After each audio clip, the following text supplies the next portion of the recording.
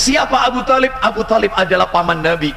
Siapa Abu Talib? Abu Talib adalah orang yang hidup di zaman Nabi, setiap hari bertemu dengan Nabi, dan dia dididik oleh sang guru yang terbaik di muka bumi ini, Muhammad sallallahu alaihi wasallam. Namun sayang, beribu sayang, dia mati tanpa mentauhidkan Allah. Dia mengikuti ajaran agama nenek moyangnya, yaitu paganisme, menyembah berhala. Maka berdasarkan kisah ini, minimal ada 3 penghalang orang itu tidak dapat hidayah. Apa saja itu? Yang pertama, umat al-Islam rahimani wa rahimakumullah, sebab yang pertama seseorang tidak akan mendapatkan hidayah dari Allah adalah tidak selektif mencari teman, tidak selektif untuk mencari teman bergaul. Sebagaimana yang tadi telah kami sampaikan, Abu Talib, dia lebih mengikuti temannya Abu Jahal dan Abdullah bin Abi Umayyah Al-Mughirah daripada mengikuti perkataan keponakannya sendiri, Muhammad sallallahu alaihi wasallam. Sehingga dia mati tanpa mendapatkan hidayah dari Allah Azza wa Jalla. Umat al-Islam, mari kita lihat beberapa ayat di dalam Al-Quran. Betapa banyak ayat-ayat di dalam Al-Quran yang menceritakan tentang penyesalan orang nanti di hari kiamat, yang mereka berkata, kenapa si fulan dulu tak jadikan teman akrabku, kenapa dia tak jadikan sohib ana, kalau tidak aku jadikan temanku, nasibku tidak seperti ini. Mari kita dengarkan. Allah Ta'ala berfirman di surat Al-Furqan, surat yang ke-25, ayat yang ke-28. Allah Ta'ala berfirman, ya wailata laitani lam attakhid fulanan khalila. Kecelakaan besar bagiku, kiranya aku dulu tidak menjadikan si fulan itu sebagai teman dekat, teman akrabku. Salah cari konco, tidak selektif. Teman di media sosial, teman di lingkungan kita harus selektif.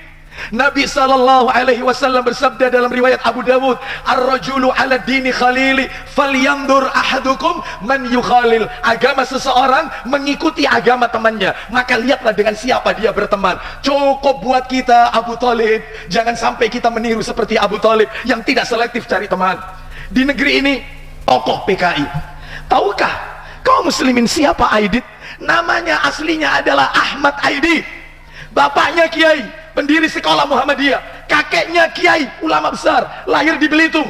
Aidit adalah nasabnya bagus, bapak kiai, kakek kiai, ulama besar. Bahkan Aidit pintar baca Al-Quran, dia disuruh mengumandangkan adzan, bahkan dalam acara-acara tertentu dia melantunkan ayat-ayat Quran. Lulusan pondok pesantren,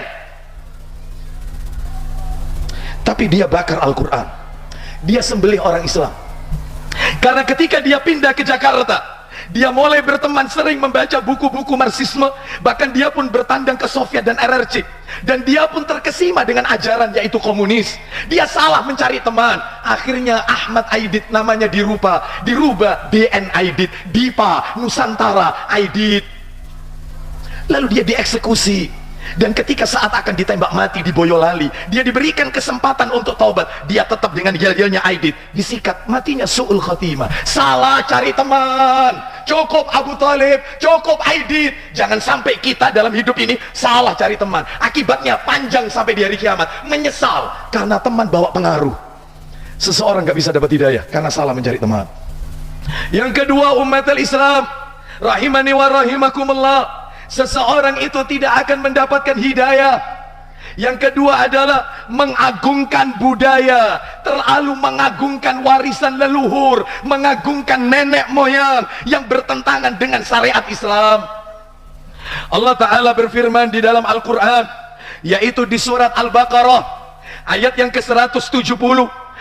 Allah Ta'ala berfirman, apabila dikatakan kepada mereka, ikutilah apa yang telah diturunkan Allah, ikuti apa yang Allah turunkan, mereka menjawab, la, tidak, kami hanya mengikuti apa yang kami dapati dari nenek moyang kami, warisan leluhur kami, budaya kami. Lalu Allah lanjutkan, padahal nenek moyang mereka itu tidak mengetahui apapun dan tidak mendapatkan hidayah, tidak dapat petunjuk. Allah tidak akan menanyakan, apakah kamu sudah melakukan ajaran bapak ibumu, nenek moyangmu? Tidak. Tetapi yang akan Allah tanyakan adalah, apakah engkau sudah mengikuti jalan Rasulku? Betapa banyak orang tidak dapat hidayah karena terlalu mengagungkan warisan leluhur, nenek moyang, adat istiadat, sehingga yang hak ditinggalkan. Yang penting ini adat saya, budaya saya. Ini yang kedua, nggak dapat hidayah. Terlalu mengagungkan, yang menyelisih syariat Islam, budaya tersebut.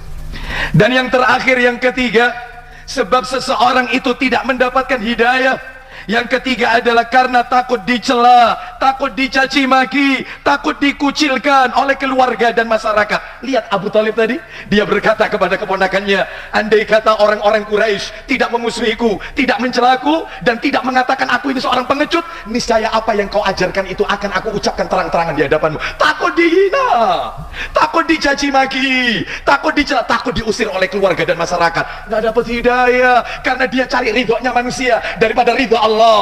Maka carilah ridha Allah sekalipun manusia itu murka.